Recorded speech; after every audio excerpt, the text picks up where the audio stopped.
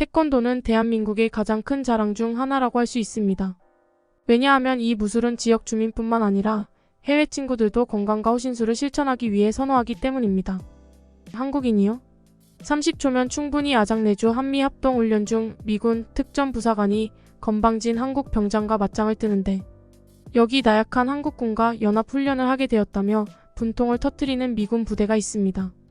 그리고 그들은 왜 자신들이 후진국 한국으로 직접 파견을 와야 하는 거냐며 불만의 화살을 한국군에게 돌리는데요.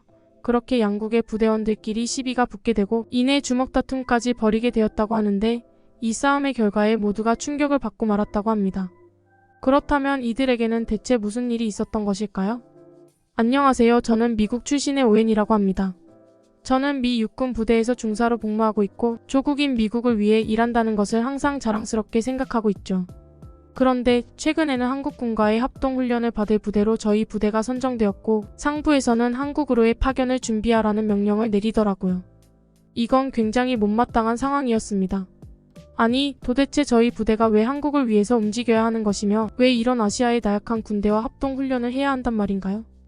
저는 인종차별주의자가 아니고 오히려 한국군의 능력을 인정하는 편이었습니다. 그러나 저는 일련의 경험을 통해 동양인은 군사작전 같은 강한 정신력과 신체 능력을 필요로 하는 상황에서는 적합하지 않다는 생각을 하게 됐죠. 그건 바로 미군에 지원한 중국인들 때문이었는데요. 몇 년 전부터 영주권 취득을 위해 미군에 입대하는 중국인들이 상당히 늘어났고 이들은 늘 형편없는 모습만을 보여서 오히려 부대의 사기 저하 및 군사작전 능력을 저하시켰거든요. 일단 중국인들은 작고 왜소한 신체를 가졌는데요. 그래서인지 늘 훈련에서 뒤처졌고 항상 누군가가 이들을 챙겨줘야만 했습니다. 문제는 중국인들은 정신력 또한 엉망이었다는 것이죠. 보통 미군들은 아무리 정신력이 극한의 상태까지 몰려도 동료를 위해 참고 희생하며 멋지게 훈련을 수행해내는데 중국인들은 툭하면 포기하기 바빴고 남자답지 못하게 훈련이 힘들다며 질질 짜는 경우도 있었습니다. 그래서 중국인들이 많은 훈련조는 늘 낙제 성적을 받곤 했고 저희는 균형을 위해 중국인들을 각 조마다 분배해서 집어넣어야 했죠. 저는 도대체 이런 수준 미달의 형편없는 놈들을 왜 미군으로 받아주는지 이해조차 안 갔고 점점 더 동양인에 대한 편견을 가지게 될 뿐이었습니다. 그러나 중국인들의 최악인 점은 따로 있었습니다. 바로 이들은 의리와 동료애라는 게 전혀 없었거든요. 물론 이들은 같은 중국인들끼리는 서로 뭉치는 경향이 있긴 했습니다. 하지만 그건 어디까지나 아무런 상황이 없을 때의 이야기였고 상황이 터지거나 극한까지 내몰리는 경우 중국인들은 자기 자신을 먼저 버리는 게 아닌 동료들부터 먼저 버리곤 했죠. 그동안 이들의 열등한 신체 능력 때문에 다른 부대원들이 희생을 해준 건 생각조차 안 하고 중국인들은 한치의 예외 없이 무거운 짐을 기꺼이 동료들에게 맡겨버렸습니다. 그러던 중 정말 상상하기도 싫은 충격적인 일이 터지고 말았는데요. 언제 한 번은 무거운 해상 보트를 이는 훈련을 진행하던 와중 중국인 부대원 한 명이 힘들다며 그대로 보트를 버리고 도망가 버렸거든요. 저는 살면서 이런 경우 없는 상황은 처음 겪어봤고 결국 중국인과 함께 고무보트를 이고 있던 부대원의 목뼈에 순간적으로 강한 부하가 걸림으로써 심각한 부상을 당하고 말았습니다. 어처구니가 없었던 건 그렇게나 형제라며 몰려다녔던 중국인들이었지만 그들끼리조차도 아무런 가책 없이 서로가 서로를 배신해댔고 이들에게는 의리라는 감정이 있는 건가 싶은 생각까지 들더라고요.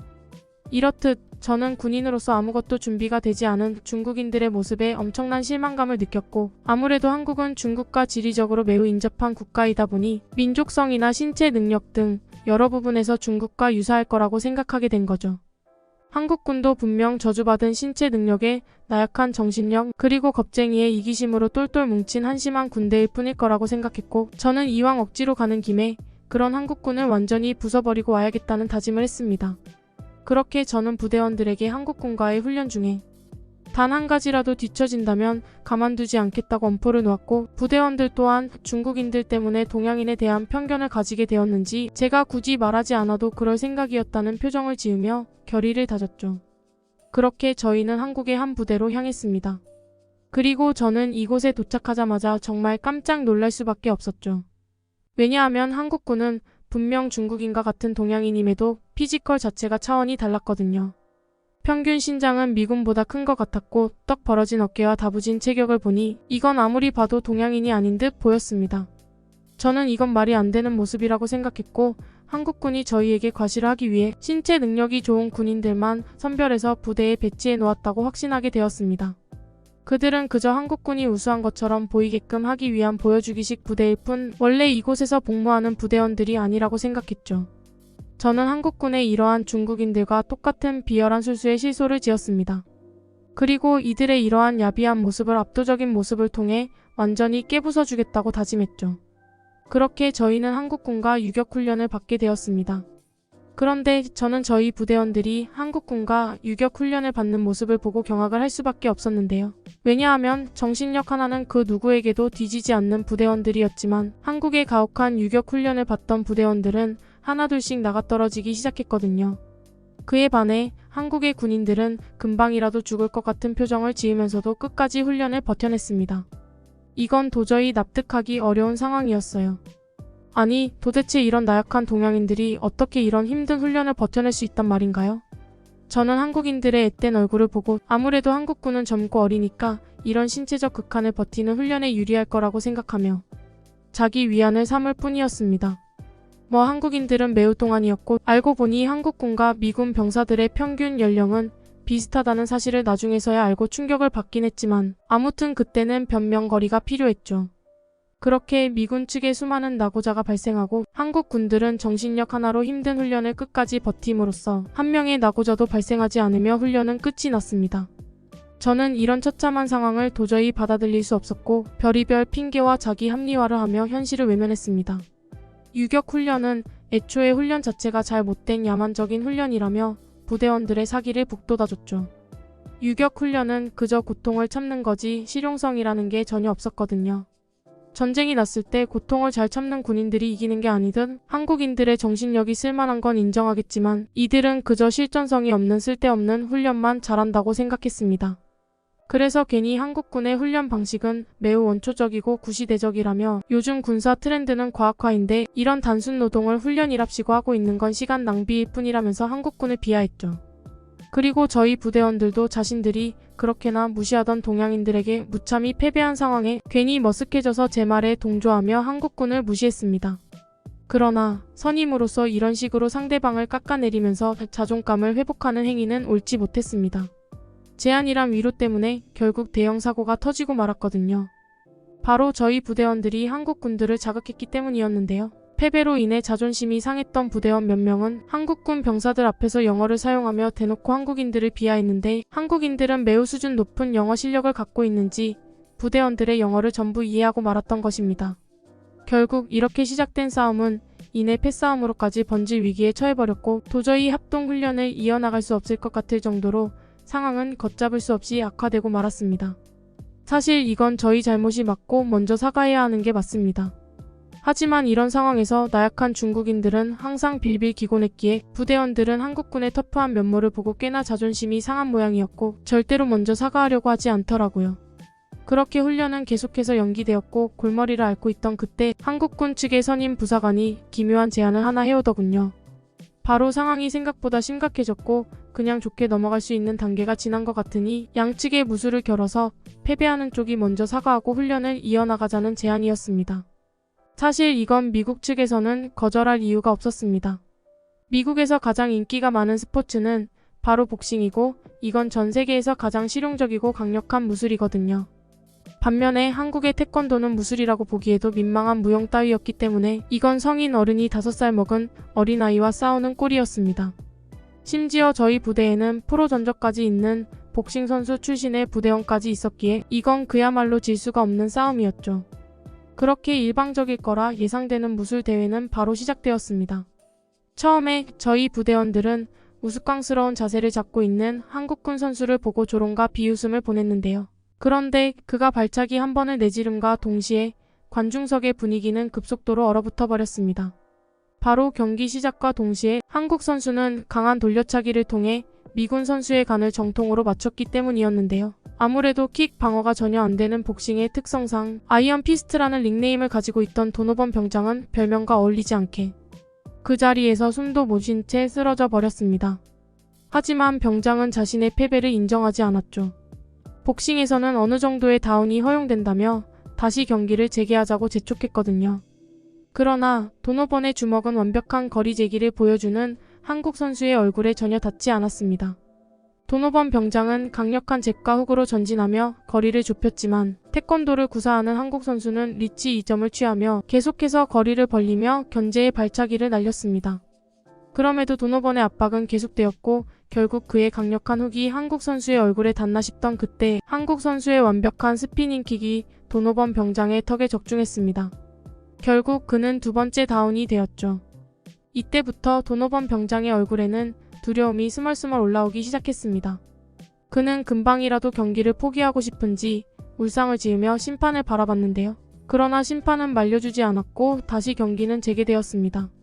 한국 선수는 허벅지와 종아리에 계속해서 로우킥을 차며 도노번 병장의 발을 완전히 묶었고 결국 그의 강점인 스피드는 이제 전혀 찾아볼 수 없게 되었습니다. 그리고 충격적이게도 한국 선수는 발이 묶인 도노번에게 역으로 거리를 좁히더니 이내 강력한 원투를 집어넣으며 도노번 병장을 완전히 실신시켜 버리더라고요. 알고 보니 태권도는 발만을 사용하는 스포츠라는 인식과는 달리 주먹 타격까지 허용되는 그야말로 종합 무술이었는데요. 도노번은 그러한 태권도의 실전성을 완전히 간과하고 있었고 주먹이 들어올지 예상하지 못하고 그대로 실신하고 만 것입니다. 아이언 피스트 도노번 병장은 자신이 프로복싱 선수 출신임에도 주먹으로 졌다는 사실을 도저히 믿을 수가 없다는 눈치였는데요. 그래도 미군은 강함을 동경하고 추구하기 때문에 구하기 때문 완벽한 태권도 무술을 선보이며 부대 내의 최강자였던 도노번을 압도한 한국군 측에 열화와 같은 박수를 보내줬습니다. 그리고 패배에 승복하고 깔끔하게 사과를 건넴으로써 양국의 군대는 완전히 화해를 할 수 있었죠. 그러나 그러한 평화로운 분위기는 얼마 가지 않았습니다. 저희에겐 군사작전 대회라는 관문이 남아있었거든요. 저희 부대원들은 이제 한국군은 중국과는 차원이 다른 강력한 군대라는 것에 이견 없이 동의했습니다. 하지만 연합훈련에서 다른 나라의 군인들보다 열등한 모습을 보여주는 건 미군으로서의 자존심이 허락하지 않았죠. 그래서 저희 부대원들은 다시 정신을 차리고 반드시 한국군을 압도하겠다는 결의를 다졌습니다. 일단 미군은 한국군에 비해 기술적 우위와 화력에서의 강점을 보였는데요. 아무래도 한국군은 전략과 기동성, 그리고 정밀성에서 근소 우위를 보였기에 이건 막상막하의 싸움이 될 것 같았습니다. 저희는 한국의 혹독한 산을 등반하는 산악행군을 실시해야 했는데요. 저희 부대는 각자만의 리듬을 초과하면서까지 빠른 속도를 냈음에도 한국군은 대체 언제 저희보다 앞섰던 건지 이들은 순간적인 기습을 통해 먼저 유리한 고지에 자리를 잡더라고요. 물론 상황은 불리했지만 저희에겐 아직도 희망이 있었습니다. 미군에게는 최신식 야간 투시경이 보급되었고 저희 부대는 이러한 기술적 우위를 바탕으로 밤사이에 한국군의 허를 찌르기로 작전을 짰거든요. 그러나 한국군은 정말 예상치도 못한 모습을 보여주더군요. 이들은 저희를 상대하는 데에는 최신 장비 따위는 아무래도 필요가 없다는 듯 별을 사용해서 길을 찾는 전통적인 항해 기술을 선보였는데요. 전문적인 지형 활용과 결합된 이들의 은밀한 접근 방식은 놀라운 효율성으로 작동했고 결국 허를 찔리고 기습을 당하는 쪽은 저희였습니다. 연이은 작전 실패로 기세가 매우 꺾여있던 저희 부대였기에 저는 새로운 돌파구를 찾아야 했습니다. 그리고 마침 좋은 묘안이 떠올랐죠. 바로 미군의 기술적 우위는 드론과 전자전에도 있었기 때문인데요. 저희 부대는 드론 감시와 전자전에 의존하며 덫을 놓았고 한국군은 이러한 기술적 열세 때문인지 드론에 있어서는 영 좋은 모습을 보여주지 못했습니다. 그러나 이들은 곧 기술적 열세를 독창성과 적응력으로 극복해내기 시작했죠. 바로 한국군은 자연지형과 미끼 기동을 활용해서 대응 전략을 짰기 때문인데요. 전투가 전개되자 한국군은 주변 환경에 완벽하게 녹아들어 엄폐했으며 예상치 못한 각도에서 공격을 해오기 시작했습니다. 결국 저희 부대는 한국군의 일격에 거의 전멸을 당해버렸고 여러 전투에서 단 한 차례도 이기지 못하며 그야말로 모의 전투에서 완패를 당하고 만 것입니다. 한국군의 적응력과 지형 지식 그리고 상황을 활용하는 임기응변은 정말 지금껏 세계 각국의 군대들과 모의 전투를 하면서 한 번도 겪어보지 못한 모습이었고 저는 이제 한국군을 완전히 인정할 수밖에 없었습니다. 부대원들도 완패로 인해 기세가 완전히 꺾였지만 이내 한국군의 우수한 모습에 같은 군인으로서 존경을 표했고 기꺼이 박수를 보내주었죠. 물론 패배는 뼈아팠지만 그래도 이런 듬직한 군대가 미국의 동맹이라는 점에 약간의 안도감을 느꼈는데요. 형편없는 중국군이 저희의 동맹이고 한국군이 미국의 적이었다면 저희는 정말 엄청난 안보 위협을 느낄 뻔했거든요. 그렇게 저희는 남은 연합훈련을 이어나갔고 훈련을 전부 마친 뒤에는 한국의 현충원에 찾아서 참전 용사 미군 선배님들께 인사를 드리는 것을 마지막으로 미국으로 돌아갔습니다. 한국군의 우수한 모습과 한국의 최첨단 기술로 둘러싸여 있는 멋진 도시들을 보니 선배님들의 숭고한 희생은 충분한 가치가 있었던 것처럼 보였죠. 솔직히 가끔 한국 전쟁과 관련한 인터뷰를 볼 때마다 참전 용사 선배님들은 자신의 손과 발을 잃고도 한국 전쟁에 참전했던 것을 후회하지 않는다는 말씀만을 하셔서 의아해하던 차였는데요. 한국인들이 자신들의 나라를 지키기 위해 진지한 자세로 노력하는 모습과 역사를 잊지 않고 늘 기억하고 있는 모습을 보니 참전 용사 선배님들이 이런 나라를 도와줬다는 것에 대한 자부심을 가질 만한 것 같다는 생각을 하게 되었습니다. 저는 한국은 아직도 엄청난 잠재력이 남아있는 군사 강국이라고 생각하고 한국인들이 가르쳐준 그날의 교훈을 절대로 잊지 않을 것입니다. 무술을 좋아하거나 격투기 스포츠를 배우고 싶다면 태권도를 배워야 한다. 태권도는 손이 아닌 발로 공격하는 것이 특징이다. 이것은 자기 방어, 규율, 집중력 및 건강을 보여주는 스포츠입니다.